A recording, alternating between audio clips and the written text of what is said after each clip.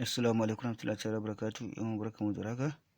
Barkamu sake saduwa a cikin darasin da muke gabatarwa na koyon Larabci. Insha Allah subhanahu wa ta'ala yau zamu yi darasi na biyu a cikin littafin Al-Jadid fi at-Takhadib wa Ta'bir wa Ta'lim al-Lugha al-Arabiyya.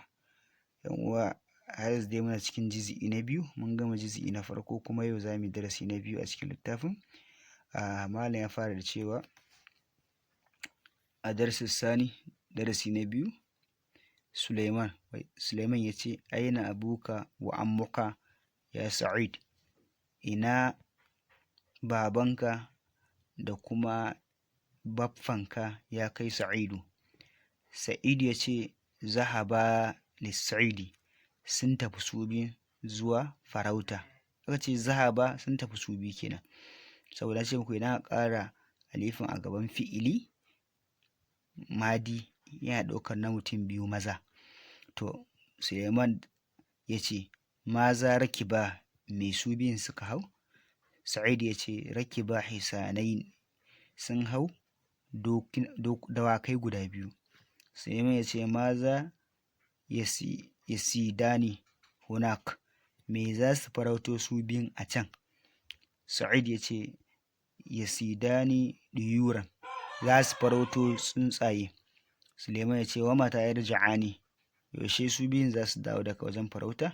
Sa'id ya ce, sayarja'ani ba'da al-maghrib, za su dawo su biyun bayan sallar magriba.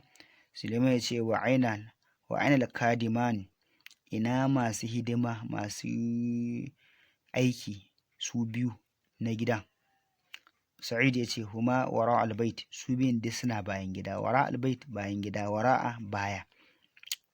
Suleiman ya ce, ma zai amala ne hunak, me suke a can su biyun? Sai Sa'id ya ce, huma ya qat'ani shajara, su biyun suna saran bishiya. Huma su biyu ya qat'ani suna sara a shajarata bishiya. Suleiman ya ce, bi ma zai qat'ani shajara, da me su biyun suke saran bishiya?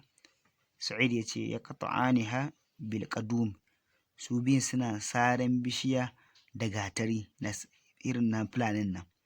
Sai Suleiman ya ce, wa mana haza na imani, wayannan masu bacin su biyun su waye?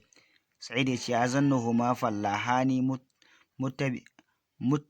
muta'abaini, ya ce ina tsammanin su biyun baki ɗayan su fallahani manoma ne muta'abaini ko wanda suka gaji. Sai Suleiman ya ce, da'ahuma yastarihani la tuqisahuma, ya ce da'ahuma, ka bar su biyun yastarihani su huta la tuqizhuma, karkata da su biyun.